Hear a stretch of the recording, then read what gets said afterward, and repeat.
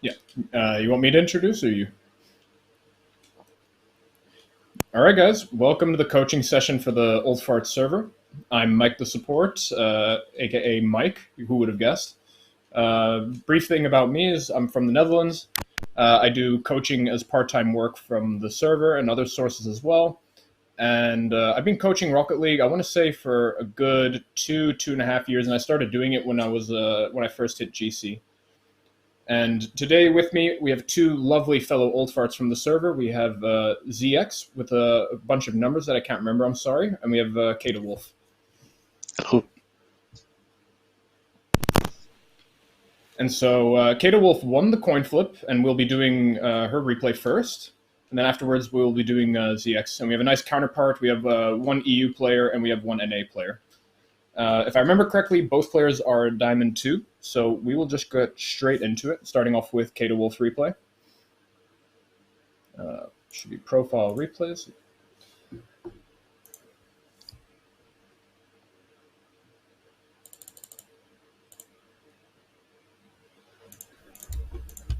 So presumably this is you in game with the nice shark fin on top.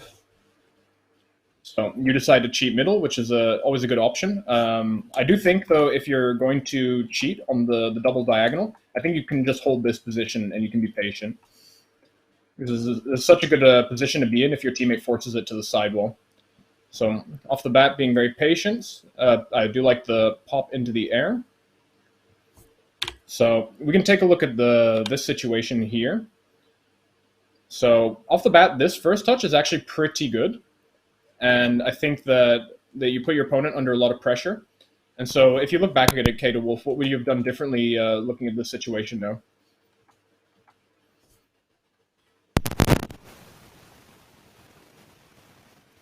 Do I hear? Can you hear me on VMix, Kata Wolf?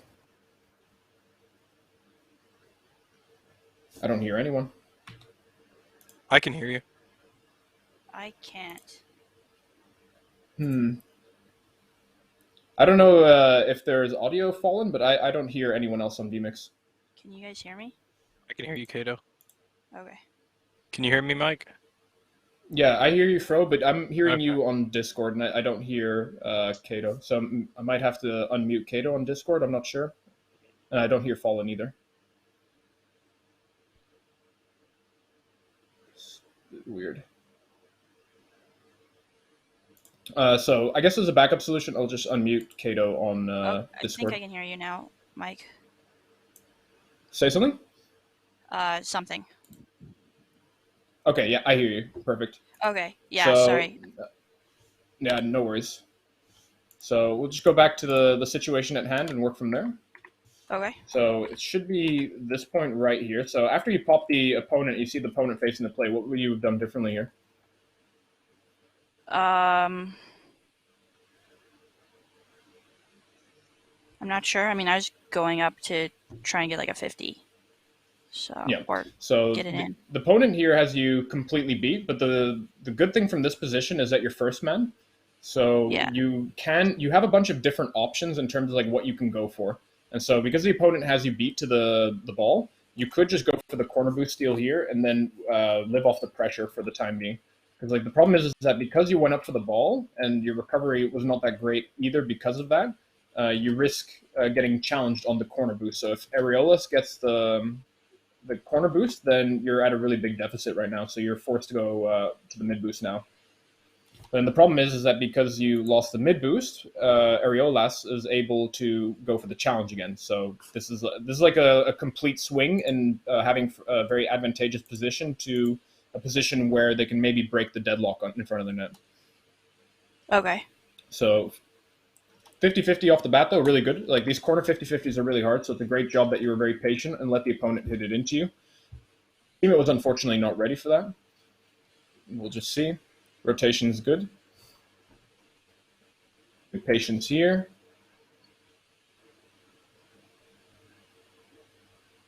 So from this position, when the opponent hits it in the corner, I think this is going to be a presumption on my end, is the reason why you don't push up for it is because you know that you can't really do much from that position. But The thing though is that what you can still do is just always put a body in front of the ball and apply pressure, because the corner shot or the corner play with the ball being very close to the wall is a relatively dead play. You're still in a position to still apply a lot of pressure, and so pushing up and using some of your boost to leverage that advantage is also a great way to go about it. And then the nice thing is that it keeps your opponents guessing. They might dive at the ball, they might try to hit it past you, they might give away possession. And so I think that just putting the body there would definitely be the way to take advantage of this situation. Okay. Good counterattack. Difficult play. Yeah, just a very difficult technical play. So it happens. I think let's say the only small saving grace is from this position, you could try to play just a little bit faster and put your opponent on their toes. Just make them feel worried about the demo or the boost steal. And then from there, you can always feint away and go maybe for the mid boost to reposition for the challenge, which is what you did. So now we left our teammate all the way back there to his own devices. Teammate actually does do a great job of hitting the ball high, so props to him. First touch is pretty good. Going for the bounce dribble. Nice pop.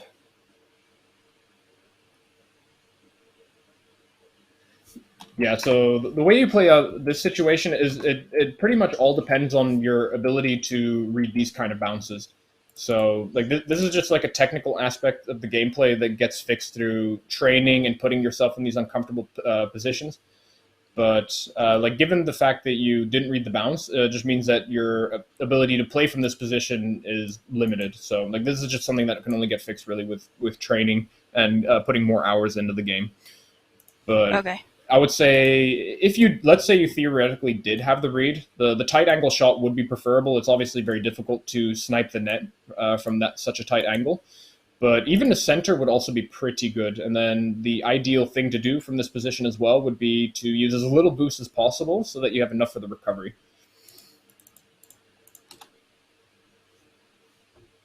So you don't commit to a bad play. That's the most important thing. Is so if you're in a bad position, then as long as you don't commit, that's the best way to fix it. Opponents are double committing. Good patience as well. Just see if your opponent's going to go for an early shot.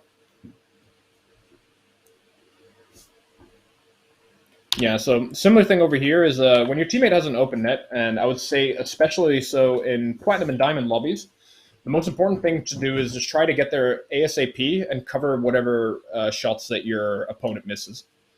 Or sorry, not opponent, your teammate. Because your teammate is not always going to score these, so you want to put yourself in a position to make sure that you're always able to get the follow-up.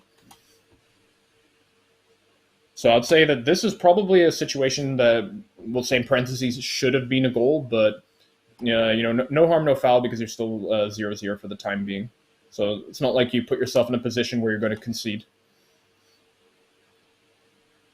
Very nice challenge. Nice try again. So even though you technically lost the challenge, it went all the way to the other corner, and your teammate does get boosted ball. So in that sense, it's actually a one challenge. Siphoning all the pads as well, which is great. So I think learning to clear these balls is a really good idea in terms of like the ability to transition the pacing faster. It's good to learn how to clear these balls when you don't let the bounce happen. But I think for simplicity's sake, it is probably better to try to time your power hit on the bounce to make sure that you generate enough power and get enough height to get it towards the net.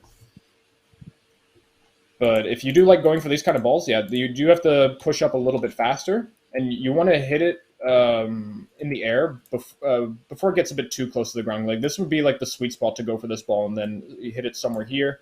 You should be able to get enough height to pop it over the last man and send it towards the net.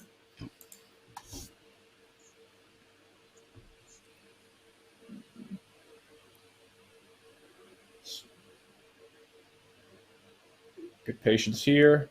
Nice try on the shot, difficult position to be in.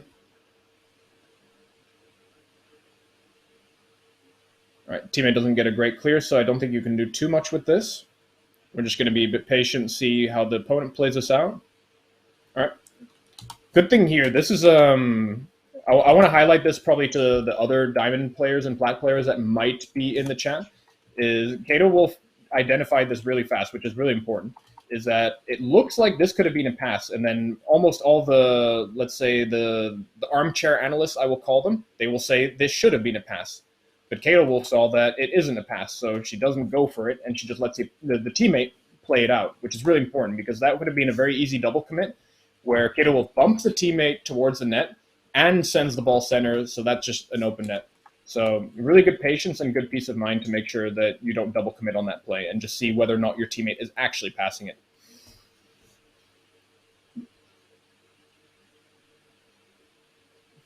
Good rotation to get back to net. It's going to be a bit of a tricky position. Yeah, so a small technical misplay. Definitely the right idea, though, so I won't fault you on that. But the first touch is actually really good. And the thing with the dribbling from this position is that when your first touch that you took is to accelerate the ball, what you have to do then from this position is you have to start pushing up a bit more underneath the ball to make sure that it's easy to control it again. Because we'll say that your first touch came off the nose, and then you're adding speed to it. But if you're accelerating in a game where it's like an upper limit in terms of like how fast you can actually accelerating it again with a lot of speed will mean that you just can't catch up to it anymore. So the further back you put it on the car, the more it will allow you to control the ball. So right idea, just not great execution. Cutting around the ball though, and Flakes would be happy. And this is why you watch Flakes, guys. You should watch the Flakes series. Very nice.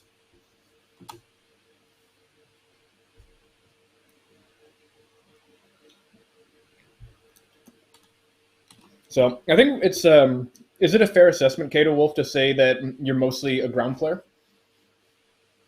Yeah, I'm not as confident in the air, I'd say. So just in general, I tend to be like a little more patient and a little more cautious. So sometimes that leads to me playing a lot slower than I should be. Yeah, and that's fair enough.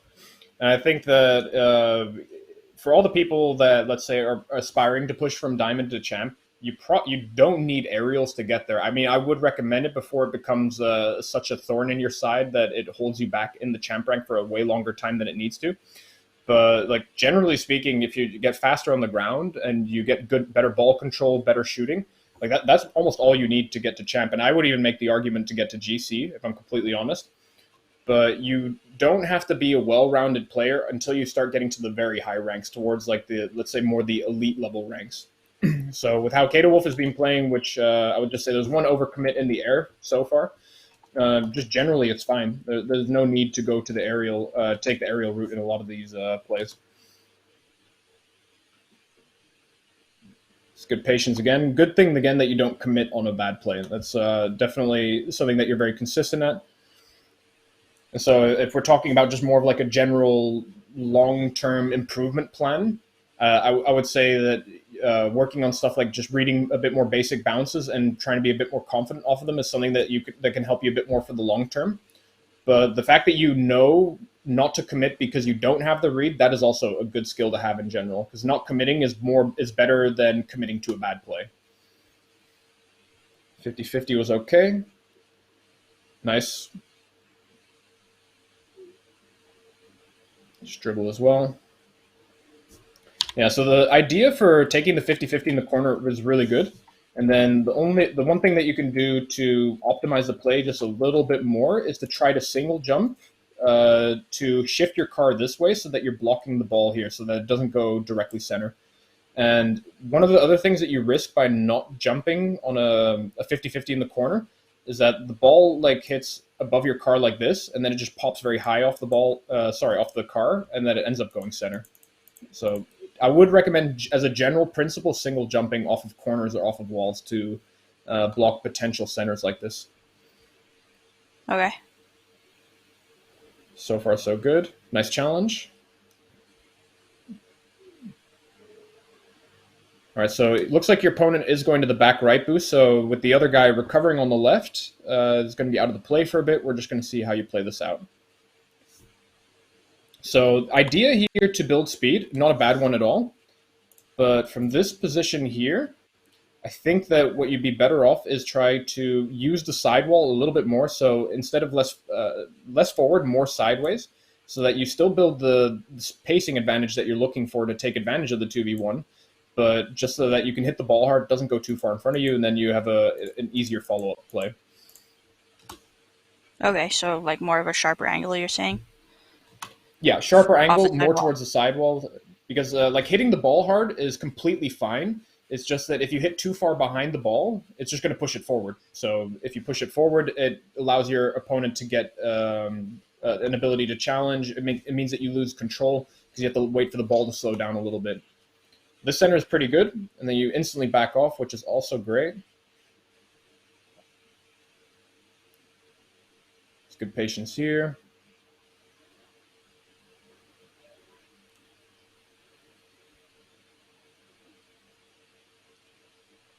Yeah, so you can just say as a small thing here. So this is something that I see that's quite common. I would probably say anywhere up to maybe even Champ 2 is like the classic back post rotation.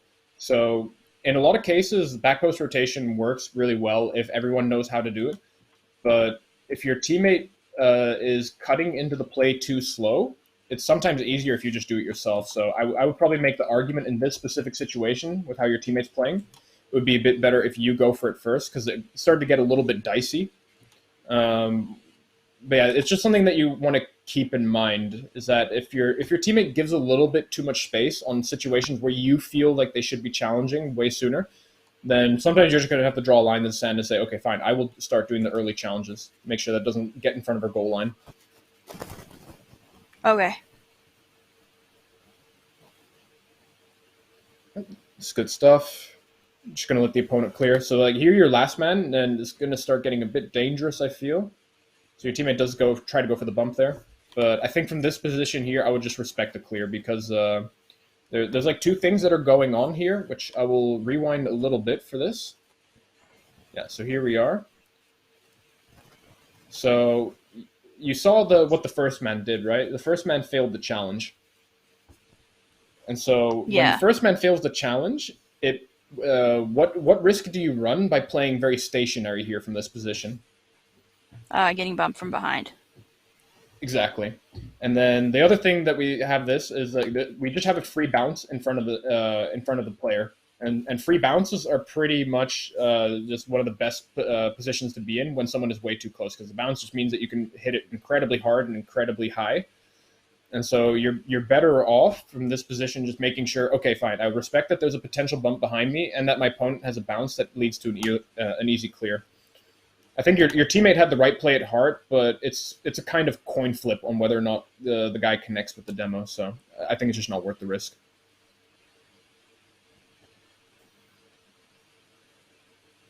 Mm-hmm. All right, you rotate behind your teammate.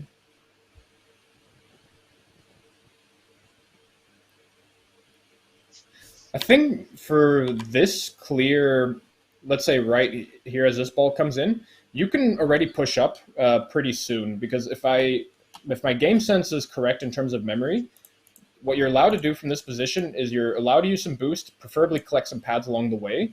Just put a body again in front of the ball, keep your opponents guessing, and if it really comes down to it where you're beat to the ball, you can turn back, potentially get your corner boost still. So you can use the boost as a resource from this position just to apply pressure and make sure that the opponents don't get too much space. Okay. You see, only right now it's a little bit dangerous, but as long as you're just covering your net, it shouldn't be too bad. All right, teammate gets the bump.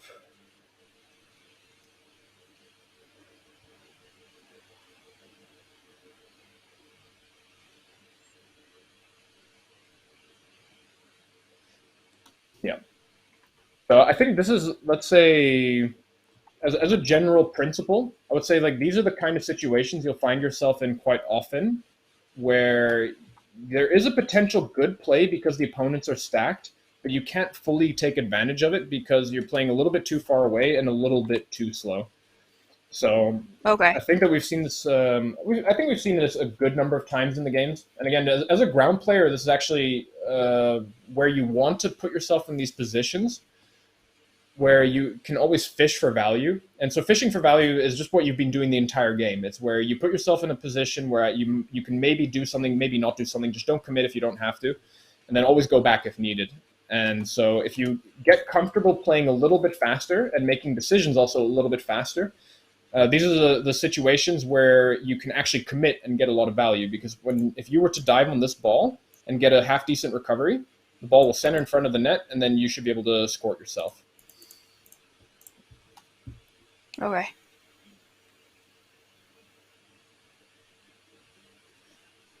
Because I think that, so I'm thinking also about this in terms of the best case scenario. The best case scenario is that you're just getting goals for these actual challenges where you're playing just a little bit closer, a little bit faster, always giving yourself the ability to back off.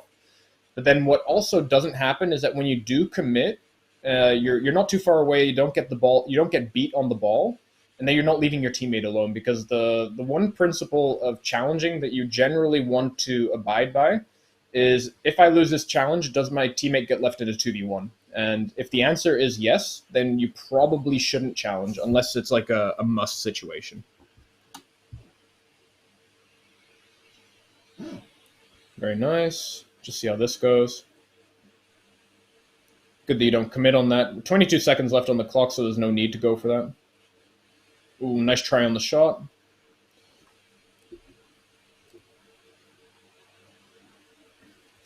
All right, starting to get dicey. It's coming down to the wire. Oh, very unfortunate. So we can talk a little bit about this rotation. So obviously going for that second hit was probably not the right call if you're 1-0 up. I would say if you're 0-1 down and not 1-0 up, you go for it every time. And if you fail, you fail. Who cares? This one is such a precarious position because you smash yourself against the back wall and you have no way to actually land and recover and get behind your teammate really fast. And then maybe one other small thing is that when you do mess this up, you see how we're going to look at this again. So you see how your starting position is 72 boost? Yeah. And then when you mess up this badly, and again, like bad being you're leaving your teammate 2v1, like that's my definition of messing up badly. That the most important thing is just rotate back as fast as possible. If you happen to recover well and land near a corner boost, then always take it. But in this case, just getting back fast is really important. And so if we take the racing element of Rocket League into this, then you'll see that you lost probably about 2.5 seconds to get back to your net, which is really important because it just makes this situation way more dicey. So you see, you get caught with your pants down. As the ball gets put in front of your net, you're really focusing on getting that back poster inside the net ASAP. And then this happens, and you're just a little bit awkward. And so there's like 2 ways to fix this in terms of like being aware of it. So obviously number 1 is don't get the corner boost when you already have 72 boost. Okay. But the other thing is to identify when you're going to be in a position that you have to defend outside the net. So preferably, almost everyone likes to go into the net for defending or back post, either or, pretty much the same difference. But when you see this happen where the opponent's going to try to touch the ball, then the best thing that you can actually do is start slowing down and just wait outside of your net. And especially from this position, which is, I guess, the particular example is that this ball is almost always going center and never straight into your net. So you generally want to be covering the pass over a direct shot on net. And so in this specific case, playing outside of the net would have maybe given you a chance of getting a better attempt at a save.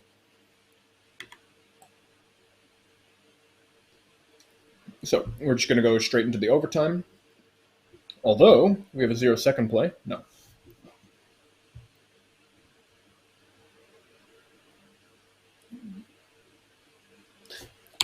I like your follow very much. I think it's good to play. I personally cheat further back for when I follow. I think the one thing that I would not do is I would not slam the brakes from this position, because when you're following, you're playing with lower boost. And so when you tap the brakes, it means that you just have to spend that much more extra boost to be able to get the same momentum that you had initially. And so when this happens, and now it's going to cost you like 15 extra boost just to get to a position where you would be sooner. And the other thing that's also important to highlight is what's the opponent doing on the kickoff? You're going for back corner boost. Exactly. The So if you cheat the further, sorry. the second man is what you're talking Yeah, about, right? exactly. That's the most important thing on kickoff. We don't care about the first man on kickoff. It's always about the second man. So the fact that you cheat further away, plus the opponent goes for corner boost, means that there is a bigger range of acceptable outcomes on a kickoff, and that plays into this. I mean, this specific situation is like the dream when it comes to kickoff, that the opponent goes for the opposite boost of where the ball's going. But you can play more confident because you're with 45 boost, you're always able to turn back to your net if it goes haywire.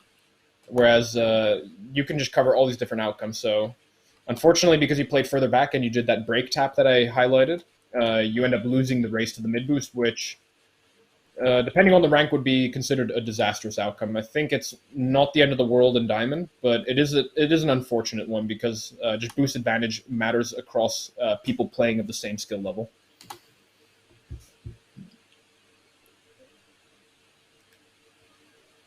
Good challenge from your teammate. It's getting a bit dicey. Take the rebound. Nice. I like that you did not take the rebound here. A lot of people would panic and take this rebound for no reason, but you're just going to hit the ball away from yourself very hard. So let the rebound happen. Stay behind the ball. Really good decision. Outplays one. Nice try. Okala Jr. almost had the play. I like it. I think it might have worked if you did two things. So I think if you let the ball tumble just a little bit more so that the friction kicks in just a little bit more and then slows down, makes the cut that little bit more effective. The other option is that you could have maybe shot early. So Okay. right here when the corner boost comes in, I think it is scoreable, but you do have to get like what would it be, like a 65 mile per hour shot to actually secure this goal. But yeah, it's whatever you want. I think waiting is also completely fine. Good touch from your teammate. Nice slow play. Unfortunately, your teammate parks the car in front of your ball, but definitely the right call though in terms of how you're playing it. Just nice and controlled. Nice try. So this is one thing that I'm liking as we get into the overtime. We're starting to see more bounce dribbling, so that's definitely something I'm a very big fan of. Just pop it once and then try to touch it again. And so I think the only small thing that you could do here, just to optimize the play a tiny, tiny bit, is take the ball, take your first touch just a little bit more towards the corner boost. Just create that little bit more separation between you and the opponent. And then when the opponent does dive in for the challenge, you have all these different outplay options. So like in this case, we're seeing that you're obviously going for the net. But if you pop it more this way and then our opponent here just decides to dive for it, you send it to the corner, and then the rebound just pops middle, and then you have a free net. Okay. So you see, with that touch that goes a bit more towards the net itself, that puts him in a position where he can just single jump it or backflip or anything like that and actually go for the block. Looking good, as long as teammate doesn't get bumped. So only small thing here, just don't play too far back yet because there's no one that's actually going for the ball just now. It's like it's a little bit of a, what do you call it again? A stalemate. We got a stalemate going on in the midfield, so you don't have to panic. Okay. Just chill, see what your teammate does. All right, this is good for you. Still looking pretty good. 50-50. Nice. Could have gone maybe just a little bit earlier, but the confidence to hold your ground and then wait for your opponent to do something is really good because then your opponent overcommits really hard. Then this is a bit unfortunate here. So I like the bounce dribbles that you've been going for generally for the rest of the overtime. I think when you start getting supersonic here, what you want to do is intentionally start slowing down unless you're taking a direct shot on net. Like we see right here that you have your nice shark fin trails. Then right about here, just slow down a little bit. Take that nice light first touch, and then from here you can. This is your entire playing field. You can see the first touch is quite heavy, and it's just an unfortunate missed opportunity. Oh, good patience. Dicey. Nice, good shot from teammate. So overall, I would say pretty good gameplay in terms of like just having the right habits for climbing the ranks. So generally knowing what is a high value play and what isn't a high value play. I would say with some of the only exception I would say is maybe stuff in the air, which is stuff that you can work on. But just generally going for like high value plays of like whether it's bounce dribbles or ground shots and not overcommitting, that's a good way to go about it. And I think that one thing in particular, based on the stuff that we've seen in the overtime, that you can work on Kato is work a bit more on a controlled first touch. So playing it more Okay. off to the side where you can just see the entire net, and then making it slower as well, just so that it makes it that much harder for your opponent to challenge. Okay, yeah, in general, I'm trying to work more on like better first touches because I like anything that kind of involves like a soft touch or whatever. I struggle with a little. So Yeah. And there's like two ways to go about getting soft touches. Is obviously the number one thing is your car speed, but it's also which part of the hitbox are you using to get the first touch. So if I let's say I do this touch and then I touch something like this. So when it's on the windshield, just a little bit further back on the car, I'm not adding a lot of forward speed to it because the hitbox doesn't really allow for it. But as soon as I go for a nose touch like this adds a lot of forward speed. So if you mess around with the different part of the hitboxes, or hitbox rather, plus you also mess around with your car speed, it's going to give you your ability to control the first touch. It's just going to make it immense. And then I think some other things that you can work on based that we saw in the replay. I think that maybe the number one, or I think there's actually probably two things that you can work on. Is just moving around the field a little bit faster, because like generally speaking, a lot of players in Diamond are not moving around the field supersonic. So just try getting a little bit comfortable moving around the field faster, maybe working on the power slide a little bit, and doing the same thing that you're doing, which is like trying to measure the value of a play, decide whether or not you're going to commit, and then just because you're moving a little bit faster, you're going to be able to cut people out a bit faster on some of the challenges. And okay, then some other things. Well, the last thing I wanted to highlight as well is to spend some time trying to see if you can create any tricky bounces in free play. It's like you can do stuff like this where you hook into it and just make all these weird bounces. Allows you to work on your aerials a little bit. You can also smash it into the corner because I've seen that you can hit the ball quite hard. So you can just do stuff like this yeah, and just practice how the reads work. that's why I've been focusing a little more on soft touches lately because I feel decent where I'm at and getting like power on the ball, but like more like intentful controlling of it is where I felt um, been some areas of like lacking. So Yeah, so you can use the power outside of like working on shooting practice because you want the most power that you can get. You can use some of that power just to hit different surfaces in free play and then practice going for faster reads. So like you've been seeing me like hit the sidewall really fast, and you can just do that. And so in your case, you don't have to do it as fast as how I'm doing it, but it's always about relativity that you're constantly challenging it based on your skill level. So in my case, like I'm at the point where I have to, let's say, practice pre-jumping certain rebounds because otherwise I'm going to get beat to people who are doing that. But in your case, yeah, if you're just positioning better for rebounds or you are jumping for it a little bit faster when the rebound actually does come through, that's going to give you an immense advantage.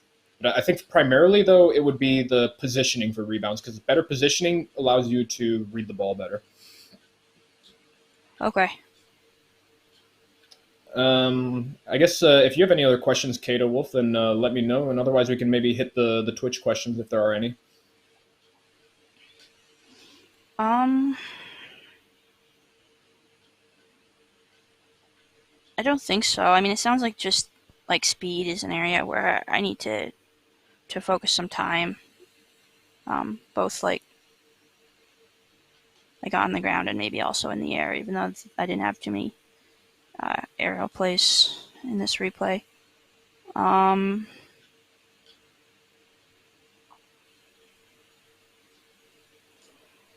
are there any other drills besides just hitting the ball around in free play and trying to get the read quickly? That would be good to do for helping increase speed. Um, for increasing speed on the ground or in the air? Uh, just I guess reads in general, maybe. But I guess you said this is time, right?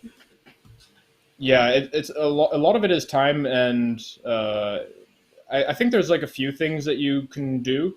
Is yeah, so you sent me replay, so you do play on PC, I'm pretty sure. Yeah, Do you have Bacchus mod installed by any chance? I do. All right, perfect. Because one of the things that I like using in Bacchus mod is the backboard rebound thing, which should be left on your D-pad as default. And it's not Okay. so much that you use it for for like going for the backboard reads itself. I mean, you can if you want to, but you don't have to. But just to get the ball flying really nice and high and hard, then you can just practice touching this. So, like in this case, I would want to try to pass that to myself, and I hit it just a little bit too far away. But when you can turn like these balls into high and hard hits, then you can do so much cool training stuff, and then you can work on your speed on the read, whether it's you want to practice rebounds or just hitting balls from very uncomfortable positions. But as soon as like you're facing in the same direction as the ball and you do that, you can do whatever you want. So if you want to turn these into shots off of the backboard rebound, go for it. You can smash it sidewall. You can hit it high in the air. The world's your oyster when you use that button. Okay, cool. Thanks. No questions from chat so far. All right, excellent. Then I guess we will round it off, and then we can move on to ZX. Is it 81,000? We have a quick, That's right. we have a quick question that basically is, what's good criteria for choosing a replay to review? What's good criteria for choosing a replay close games? Like even though Kata Wolf won in her game, just the fact that it was like a 2-1 game, there's plenty of opportunities. Both teams look relatively even in terms of skill level. Like that is, in my opinion, good criteria. I think just anything that is like a stomp, a rage quit, or with your whether it's your teammate or the opponents, those are generally bad. And you know, sometimes I've had people that reach out to me, like they send me replays where you know they were winning, but they didn't really feel like they contributed, or they just felt really lost. Like that's also good.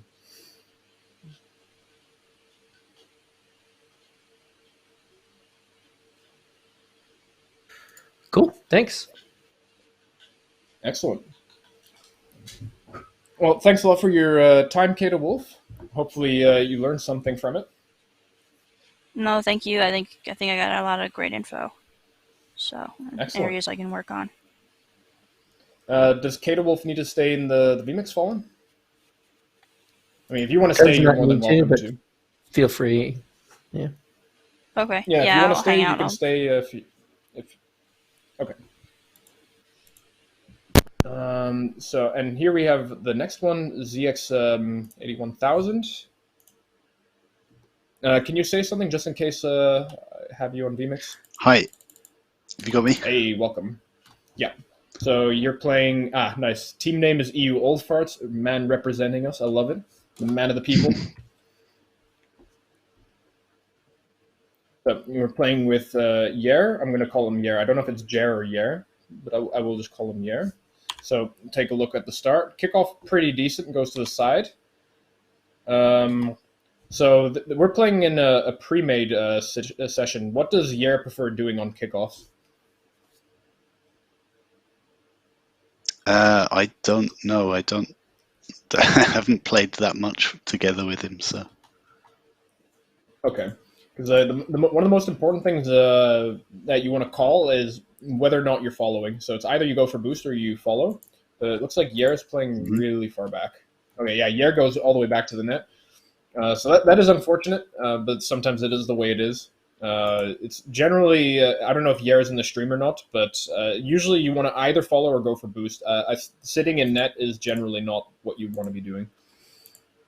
So I know it's your replay review, but I know that I've seen him on the Discord, so go for that. Ooh, nice play. Nice, good follow as well. Good stuff. This touch was really nice, by the way, off of the bounce. This is a really tough one to go for. So I think if we talk about this position in terms of coverage, ZX, I think that the one thing that you can do here is you're the one that plays close, and Yer maybe plays a little bit further away. And that would be the best way to optimize it. Because we see a few things going on here. Is we have G and R is going up for this backwards, which is something that diamond players generally are not very good at. So I guess the technical term is shadow aerials. So this leaves room for a lot of error. And the other component is that you're the one that sent this ball straight to the backboard, so you're naturally recovering quite close to the net. So you can hold this position, and Yair can play maybe a little bit further back towards the midline, or maybe cover a save that goes into the corner. So you don't have to play backwards on this. At the end of the day, though, the fact that you got a really nice touch off of that bounce is the most important thing, though. But I think that you don't have to be too scared, because that ball's the one thing that we can constitute from that position is that it's not going to fly straight towards your net, which is why you're allowed to cover the play. Okay.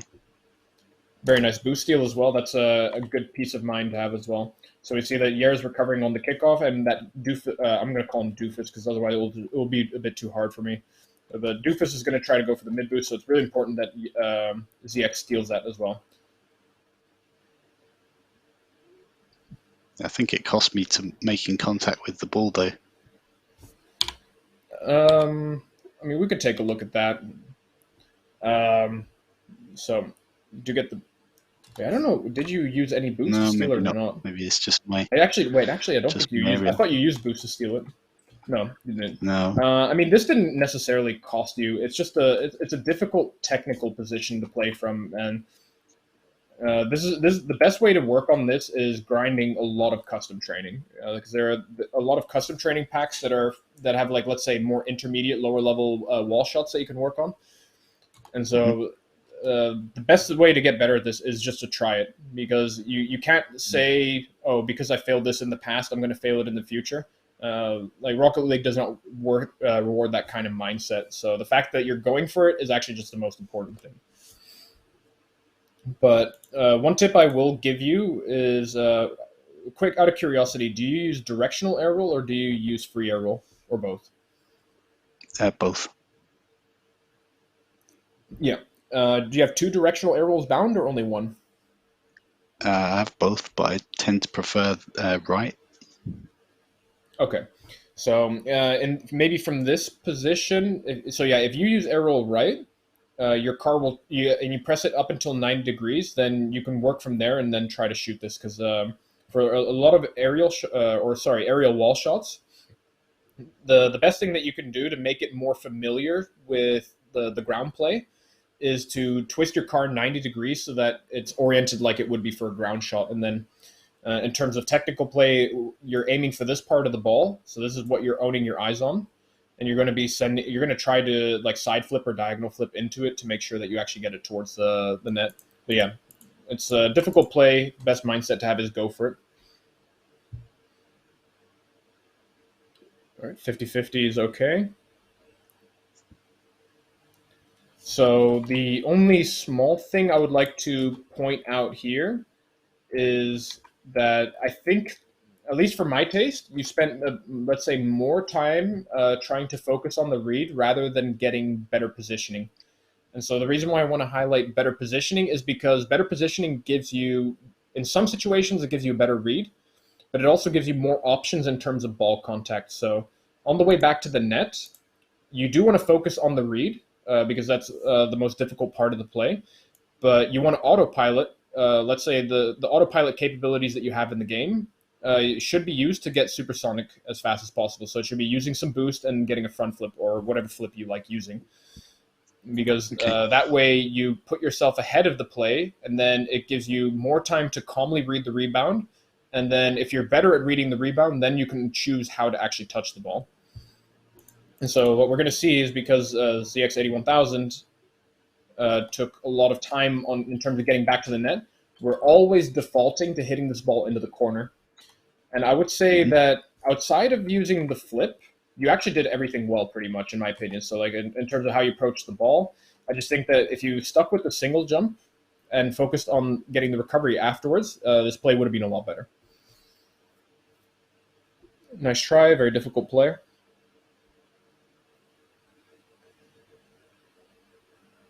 All right, this is fine. Very nice. And there's also something that's really, really important that I want to highlight for anyone that's viewing in the Twitch chat, and obviously for ZX81000. So what ZX81000 did here that's really important is delaying the flip as much as possible on this challenge. Like this is such a good defensive habit to have. So you see, like right here, it single jumps, and then the opponent commits really early into the flip. And then right now is when ZX81000 flips and then wins the 50-50 because of that. And the cool thing as well that is, or like one of the reasons why you should be doing this, is because it also gives you mobility options. So outside of like adjusting to your opponent's touch, it's just a good way to make any adjustments. So like let's say Doofus hits this ball first. The ZX could just side flip right now and then cover the rebound out. So really, really good that ZX did this.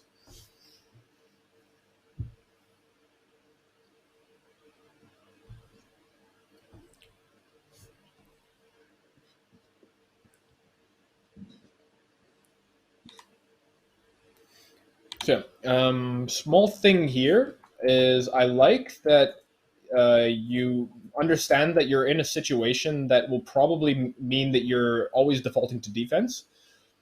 But the thing that I would value is if you push up to play a little bit closer, force your opponent to go to the wall, and then maybe work from there. And I would say there is like two, let's say, high level advantages, but I would say like the low level advantage that you're doing from this position is that you just see the play better.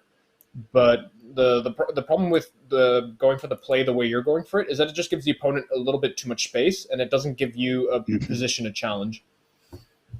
Yeah. And so so the way I would formulate this play differently is do more or less the exact same thing that you're doing, but push up in order to provide yourself an option to potentially challenge.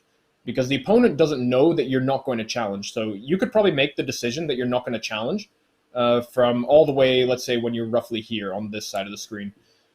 But the opponent doesn't know that because the opponent just sees a body moving towards the ball. And then one other small thing that you get in terms of value out of the play is you can control that mid boost so that if the opponent does do the aerial play, they are not going to get the mid boost on the way back when you go for the counterattack, assuming that you're not going to get scored on. So we're just going to see how this unfolds. Taking it to the wall, back to the awkward play. Yeah, I think it's fair to say that the reason why this play went the way it did is because you accidentally went too deep into the net and then it messed up your turn. Mm-hmm. Very nice pass attempt, though, from the opponent. Good patience here. So we're in a similar situation to what I talked about earlier, about the rotating faster to give yourself more options with the ball. So like right here, I would, in almost every single case, I think I would just boost and flip back to the net because it puts me in a good position to face the play very early. Because we have a tiny window, just like with the other one, where no one is actually making contact on the ball, which means that it's safe to flip. Like the general rule of thumb is that if you are if the opponent is going to make contact on the ball, you don't want to be caught flipping. But in any other situation where there is a bit of free time and the main value of the play is repositioning, then this would be the perfect time to do it. And then what I was talking about with the other play with the corner read is that you're going to be pitted in the same position where you can touch the ball, and that's not going to be your issue, is that you don't get options how you touch the ball. So we're going to see that because you come very late to this play, it's going to be this similar play where you can only force it straight into your corner again. And so what I'm going to do is I'm going to do a little camera trick. So we're going to pretend that you opted to get to the net really fast, and then you'd be in the net for this rebound. All of a sudden, if that ball starts shifting a little bit more to the left, we have an open net. Yeah. So like this is like the value that you're missing out on by not repositioning around the field a little bit faster. And I'm not saying like that you should be in a position that you should be scoring this, but you're only going to learn how to start scoring this when you start seeing this positioning play sooner.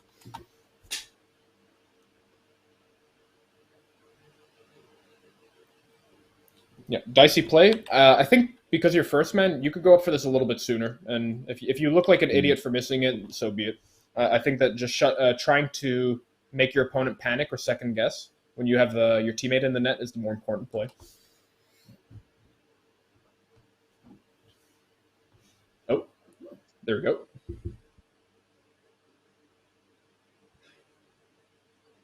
So far, so good, by the way, ZX? Yeah. Excellent. Good patience. So I like, in terms of like the end result and how you, or like your mindset on this play, really good. Just make sure that you let your teammate rotate out and you put yourself in a position to challenge. I would say that where the game starts getting a lot more complicated, like this is something that will take ages to learn, and it's also a bit theoretical, is like how do you also move while putting yourself in a position to challenge. So like the main priority is challenging this after your teammate rotates behind you. So we hit 2 check marks right now. But then the problem is that because you put yourself in a position that you're stationary, it makes it really easy for you to get outplayed, but it makes it harder for you to also get the challenge in. And so this is where like shadowing comes in and all that. So like the whole, let's say from this position as a basic move is that you put yourself a little bit wider, because that way when you turn, you cover your net instantly. You can do that. But the problem with this play, in terms of like not having that momentum to turn, is that you can't cover your net anymore. So like you're better off keeping some momentum, because if you decide not to go, you can always turn back to your net. And that's where and if you're interested in learning this better, it's called fake challenges. Okay. Yeah, but it involves like really good movement, good read on how the opponent plays the ball, and everything like that. But it's definitely a high value thing to learn. Very nice from Yer. Unfortunate. All right, so we're not into 2v1 just yet. Yer has the drop on the recovery, so this is good.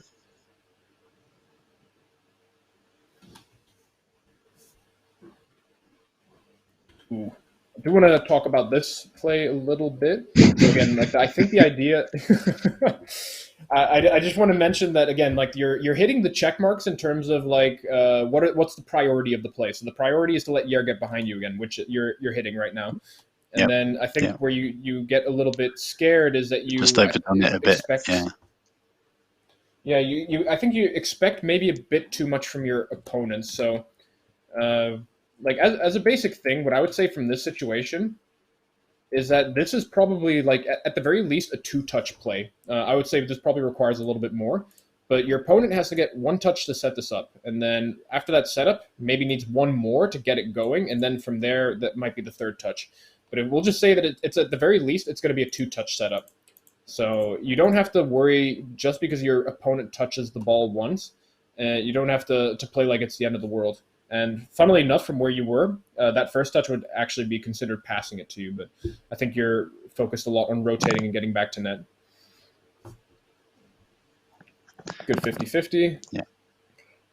So I would say, like, if we look at end result, it looks like you obviously made it work out, and you almost got a goal for it, so that looks good. But it could have ended the other way because the opponent got so much space to actually get a free shot on net. Yeah. Good patience. Yeah. So now we have the inverse, let's say, problem from all the 2 defensive situations that I talked about. So it's the same thing, but then being ready for a shot being saved. So instead of rotating slowly here, you intentionally rotate faster, get to roughly midline. I would not pass the midline ever from this position. But the idea is, again, rotate, invest boost in a flip to get behind your teammate faster, so that you can turn into the play sooner and cover whatever save comes out. So this is, again, where moving around the field fast is where you're getting a lot of value. So like this touch comes in, and now you're backwards, and this means that you can't really go for this. I mean, I don't think it would have amounted to much, but it's more so just about having a good habit. Okay. Nice. Good 50-50. Yeah.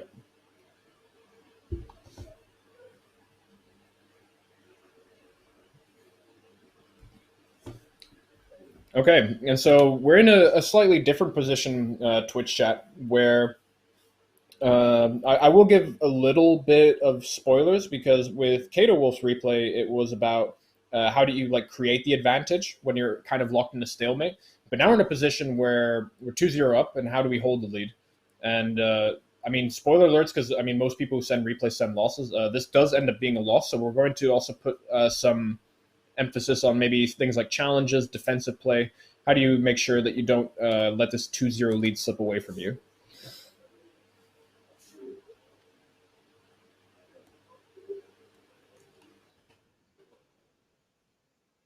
Okay, we're still fine. You could push up here a little bit faster, so this is also a safe time to start boosting and flipping, because the ball is moving away from your half, and then the opponent is also moving away from your half, so there is kind of a situation where this ball only ends up moving sideways or towards their net, and doesn't really do anything else beyond that. It's not going to fly to your half anymore.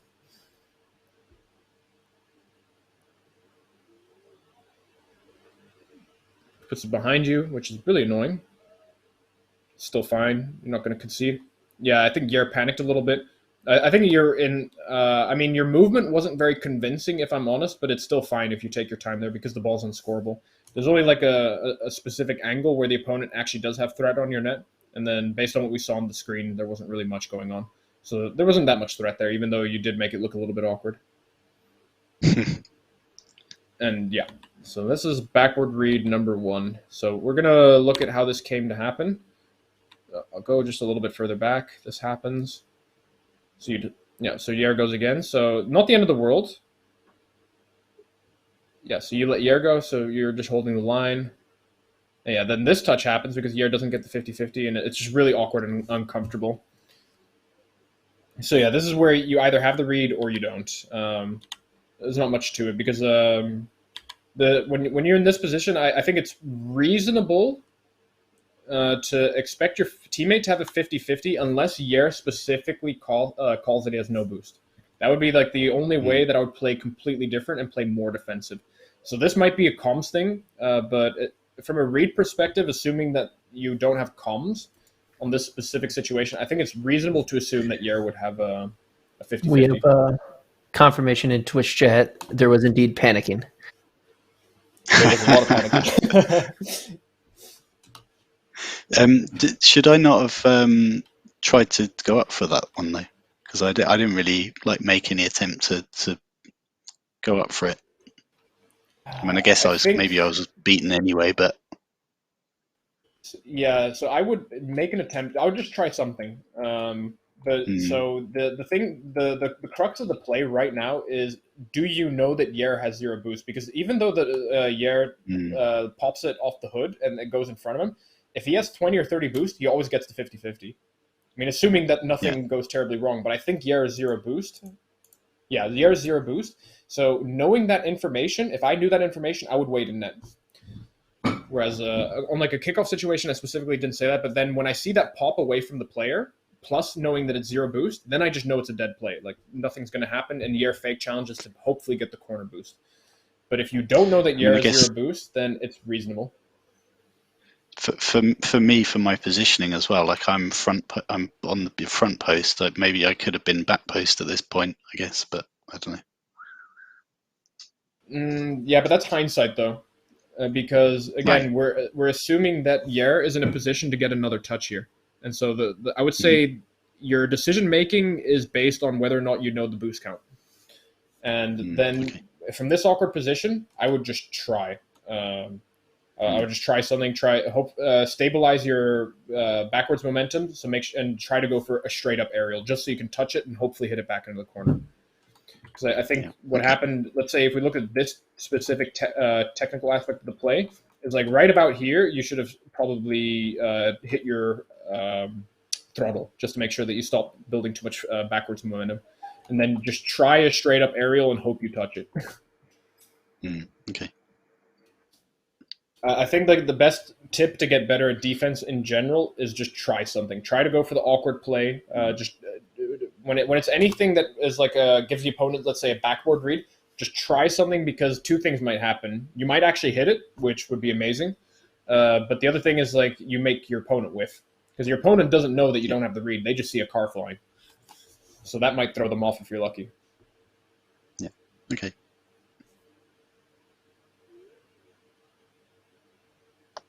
It's not a bad 50. It's just getting a little bit dicey. Okay, I've identified something, by the way, with your controller. I think that you have stick drift on your right stick. Yes, I actually have a new controller today. You're Okay, absolutely right. Yeah, I've seen this. And do you play on Epic or yeah, you play on Steam. That's perfect.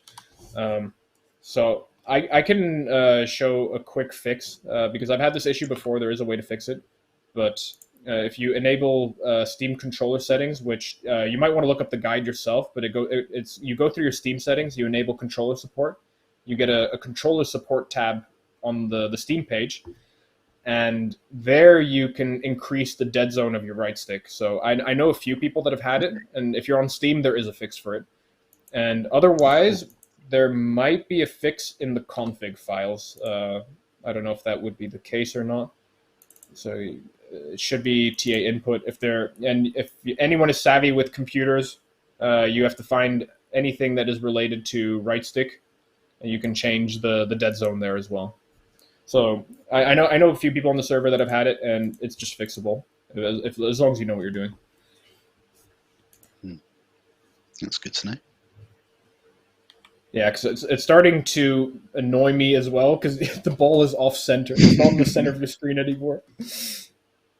I know I had this for a few weeks, and I actually emailed, or I made a Reddit thread for Psionics to read that they should have a higher baseline dead zone, and I think they actually did add that to the game. But you have severe right stick drift. But it's like, it used to be where if you wiggled it a tiny bit, that would just cause a massive input. Okay. Still okay. I like that you reposition from this awkward position. I just think you should have done it sooner. So as soon as this happens, and you're playing to your skill level, when you see that it gets hit into the corner, just realize that it's kind of safe, and then just do the repositioning that you're looking to do. And don't be afraid to use boost either, because boost is so you know the expression "time is money." Well, boost is positioning. So and boost is positioning and time. So if you do that, you're going to reposition faster and actually be able to cover the hit. So you see this hit happens right now, and you're still backwards. And this is where boost might have fixed this, where you'd be exactly where you want to be, but then facing the play. Okay.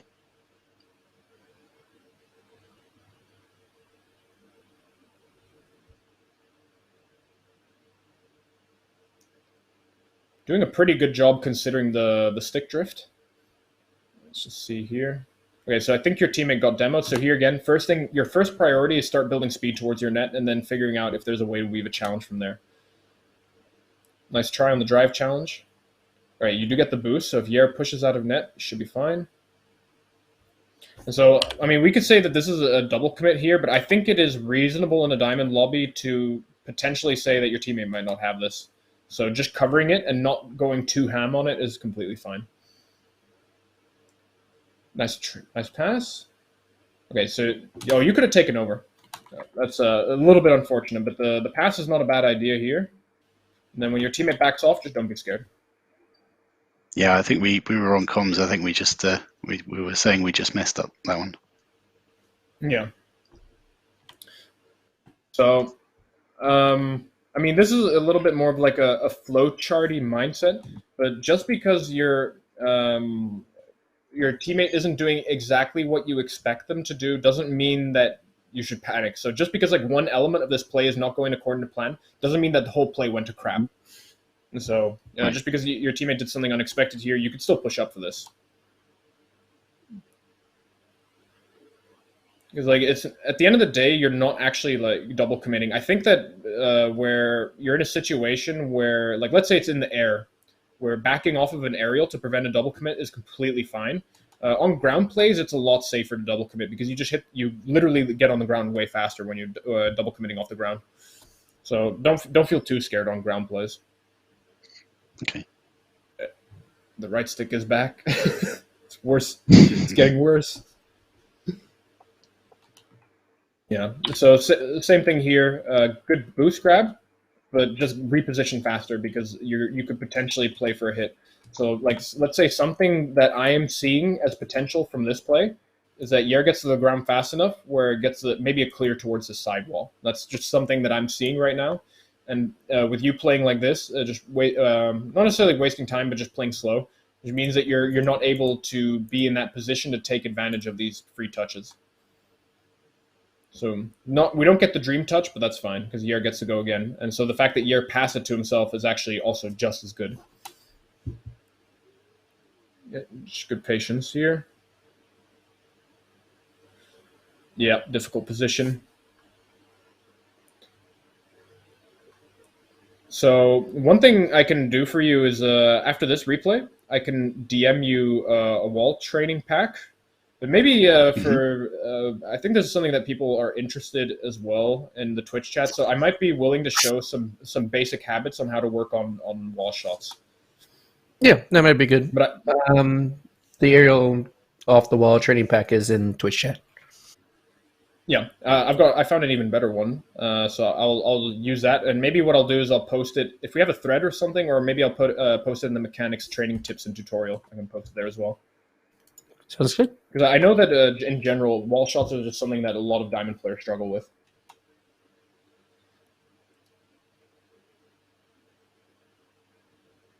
All right, so we got to OT. Yeah, this is fine. So here again, flip to this boost, and that's an unfortunate dead zone stick thing or something.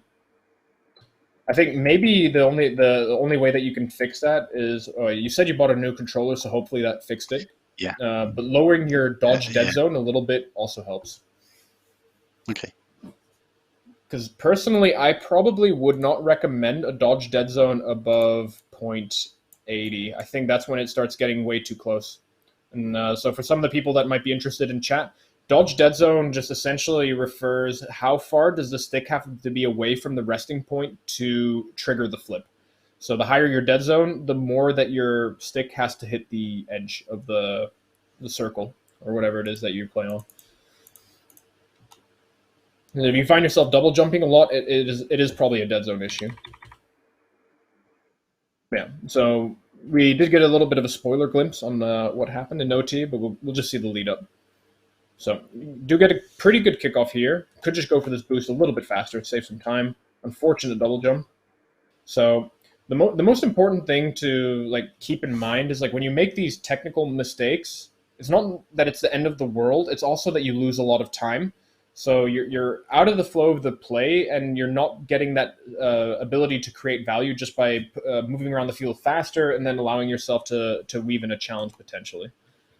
And then, yeah, this is the flick. This is something you're going to start seeing more and more when you get to the higher diamond ranks. Yeah, so we'll just see how Doofus does this. Oh, no, he just shot it. He didn't flick it. Mm-hmm. But yeah, I think part of the play came from the fact that you lost so much time on that double jump. And again, we can blame the controller, and hopefully you put it in the fire or something. Yeah. But yeah, I think what we'll do is first ask if you have any other questions. No, I think that's good. And I think what we'll do is we'll do the Twitch questions, Fallen, and then for the people that are still interested, we can go over a basic tutorial on how to practice wall shots. Sounds good. So far, we have one question in chat, which is, what do you do when someone keeps coming to demo you? What do you do when someone keeps coming behind you, like for demo chasing? Yeah, not necessarily, I guess, behind, but they're just demo chasing. So it depends a little bit on the rank, because the higher you get, the harder it is to deal with. But funnily enough, I'm trying to remember what the man is called. I think he's Sledge something. Rocket Sledge, maybe? So he's one of the more well-known YouTubers that he had made a guide on how to dodge demos that was actually quite good. And one of the most obvious one that you can do is just play around the field faster. So if you're supersonic, or it's a zero-sum game. So if you're supersonic, your opponent's supersonic, unless you're doing some weird movement, they're never going to catch up to you. If you both keep going in a straight line, no way you get caught up to. One of the things that Rocket Sledge recommends, which is quite cool, is let's say you're in net and someone tries to demo you in net. Instead of single jumping and instead of just standing there, side flipping is actually a really good way to dodge demos, because it just creates such an instant burst of sideways momentum that it makes it really hard to read. So I would also just not do double jumps either. And one other tip I can give is track your opponent's recovery, because for those of you that watched the Kato Wolf replay, I said that one thing could happen is that when the first man missed the challenge and landed behind Kato Wolf, there is a position where you could get demoed as last man. So that's why it's really important to keep awareness of that and maybe even forfeit the play just to not get demoed.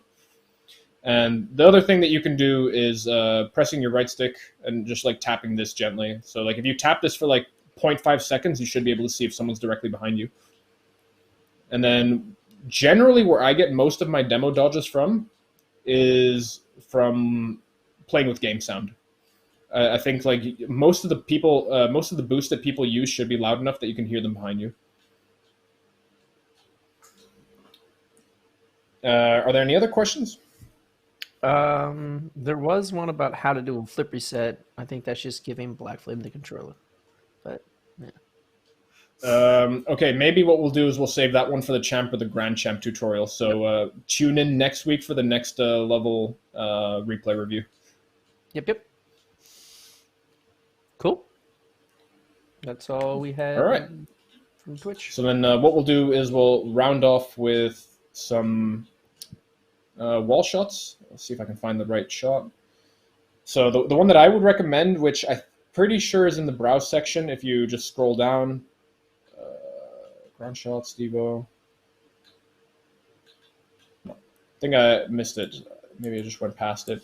There should be one called wall shots. If I don't find it, then I will just post it in the mechanics training and tutorial. Yeah. Wait, no? Yeah, this one. The wall shots from Pokito, it's in the browse section, which means it's accessible to all the console players. It's accessible to all PC players, because this is a universal list. This wall shots one, really, really good. So we're going to probably go over a brief explanation on like how you should understand wall shots and how you go for them. So for starters, a good exercise that you want to maybe consider doing is just practice doing what I'm doing here, which is lining it up in such a way that you see that the ball, the car, and the net all align with each other. So this kind of tells you how you should be hitting the ball. So you can just keep doing this, and then at some point you'll kind of realize how you should be moving to get that alignment. So we see that right there. This is the alignment, so we're going to kind of test it out. And okay, I was a little bit short, but the premise still stands. So I'm just going to do that, and then this time it worked. But the camera and the three objects on the screen all tell you something about how you should be approaching this ball. And so with these ones that are a little bit tighter to the wall, you could maybe just not practice them too much. Like they're not too important. But like any of the ones where they come off the wall a little bit like this, these are the ones that probably provide a bit more value. And we're going to go for some of the shots I think that we saw in the replay. I'm just trying to figure if this is actually just how it should be. I feel like I don't know if I shuffled it or not. Okay, yeah, so we have some of the shots that we saw that ZX went for. So we have something like this. So one of the things that you want to know about wall shots is that you have like the variable of you can do all these cool things with your car to fly for the ball, but there is one constant that you have to keep in the back of your mind, and that is your jump off the wall. Like in terms of the distance that you're traveling off the wall, that is almost always going to be the same unless you do something like this, which is where you tilt your car back and then you start boosting away from the play. But like especially for these tighter wall shots like this, you have to always factor in how far does that single jump take you off the wall. And from when you remember that, that's going to make your life so much easier for starting to go for like basic wall shots. And then the next thing that is really important for practicing these wall shots is what I highlighted in one of the replay reviews, is to practice aligning your car in such a way that you actually get the ability to practice it like a normal aerial shot. So we have this one right here. So all I'm going to do is just add a little bit of air roll and then fly straight towards the ball. And I'm trying to see if I can mirror it. Why is it doing this? Okay, so the problem that I'm having is that the bounce is different depending on which side you're on, because you see that this one pops out a little bit more. but I'll just probably try to find one that's a little bit more consistent. So as I was talking about, the most important thing for practicing wall shots is just getting that baseline consistency down. Because when you start flying like this is just a good way to start getting a bit more consistent. The next thing that is important to look at with wall shots is how far away is my starting point from the net. So here we have roughly a midline level shot. So we're pretty far away from the net, not ridiculously far. So what we want to do for some of these shots is that on top of like hitting the correct side of the ball to send it towards the net, what we also want to do is we want to add a bit more lift to the ball to make sure that we don't get a ground bounce. So you see here that I'm hitting this middle of the ball, and that's just going to send it straight to the ground. But as soon as my target, or like the what I'm setting my sights on, is a bit lower on the ball, I can start getting these ball hits where I'm actually adding lift to it. It makes it way harder to save. So based on how close you are to the opponent's net, or in this case, the custom training net, your touch should be based on that, and then you can choose your height to determine how high up you want it to go in the net. So we talked about the jump being the constant. We talked about choosing the height for adding lift based on the distance to the net. Then there is one other variable, I guess, is the flip. So the flip is one of the things that makes wall shots really hard. But I'll see if I can get a nice wall shot practice. Yeah, so this one's like half decent. So when you're this close to the net, what is this doing? I don't know. I think I pressed the wrong button. Yeah, so we have this one here. So when you're adding flips generally are used for two things. It's used to intentionally move you towards the ball, but it's also used to generate, of course, a lot of power. But flips are arguably, when you're not at a very high skill level, it adds a lot of inconsistency to it. So a good place to start for a lot of flips is, or before you're flipping, is can you fly in a straight line towards the ball that you want to hit? I think that's a good place to start off with. So if you can choose where you want to hit just with single jumping, you're going to get more consistent. And then the flip becomes just a way to add a lot of spice to the type of shot you're going for. So like if you're doing this training pack, just start off with a few single jump shots, see if you're consistently hitting the part of the ball that sends it straight towards the net. And then you can start adding the flips to make it a lot more difficult to save. And I want to do one of these as well, because these are also situations that are quite common. So we have a situation where we can't reach the ball before the rebound. So this is something that you're just going to have to learn how to deal with. So you have to track two things with this particular ball. You have to track how high is it going, so obviously the vertical component, but we also care about how fast it is moving towards the wall, because how fast it's moving towards the wall will determine how far it comes off the wall. And then from there, you can kind of figure out how you should do your jump timing.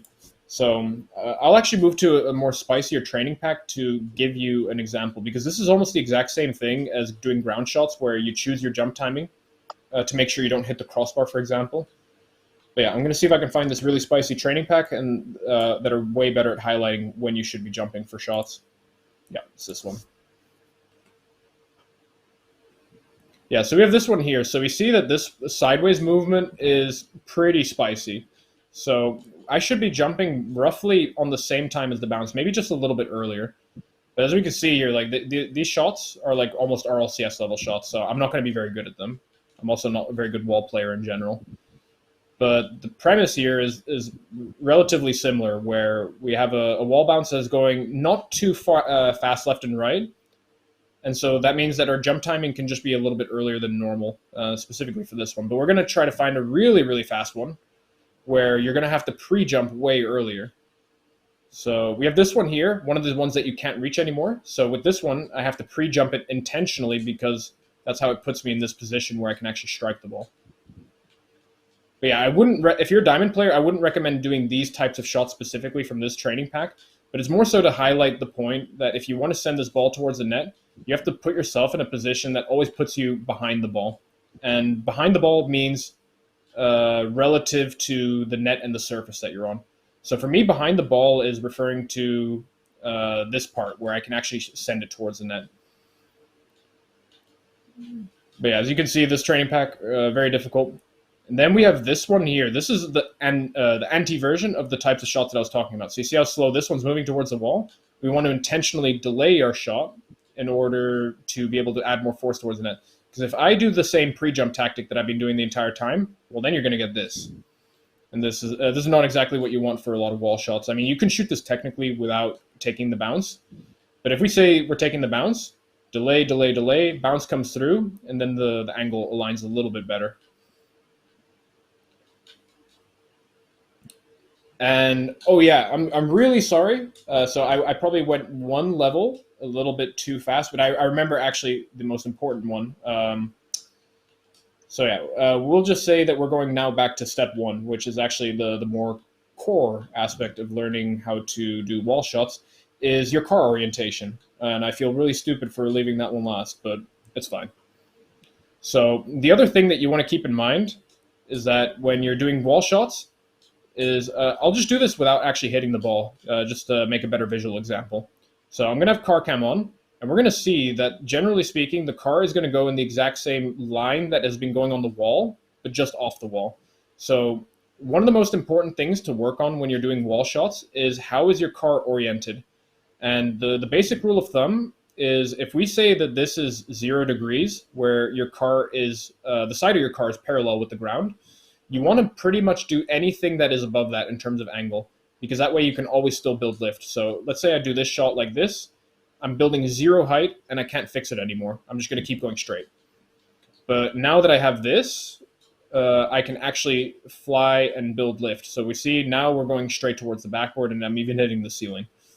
So this is like one of the most important variables when it comes to practicing certain types of wall shots where they're off the wall. So like this is for these types of shots, for example, this is really important to be able to do.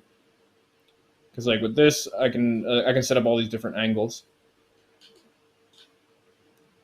I'm thinking, yeah, that's about it. Are there any other questions that are worth going over, Fallen? There is a question from the teammate who's in chat, which is, if you're first and have 0 boost, do you challenge? If you're directly behind the ball and you can take the 50-50, absolutely. If you are 0 boost and what happened in that replay is that you popped it away from yourself, fake challenge. See if there is any way to get at least one pad, put a body behind close to the ball, and make the opponent hopefully mess up. And if it's really dire, then just instantly back off and don't even put pressure on the ball. I would say in your case that I saw in the replay, you're still okay pushing up a little bit if you could get that one pad near the corner boost.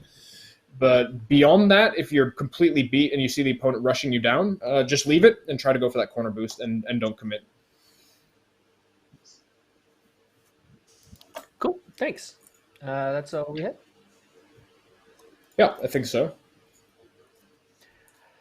All right. Well, for those interested in coaching, feel free to join us on the Discord server and check out the coaching available thread. If anyone wants any free coaching, we do have free coaches. And Mike, of course, is an amazing coach. So if you enjoyed him, hit him up for some more premium coaching.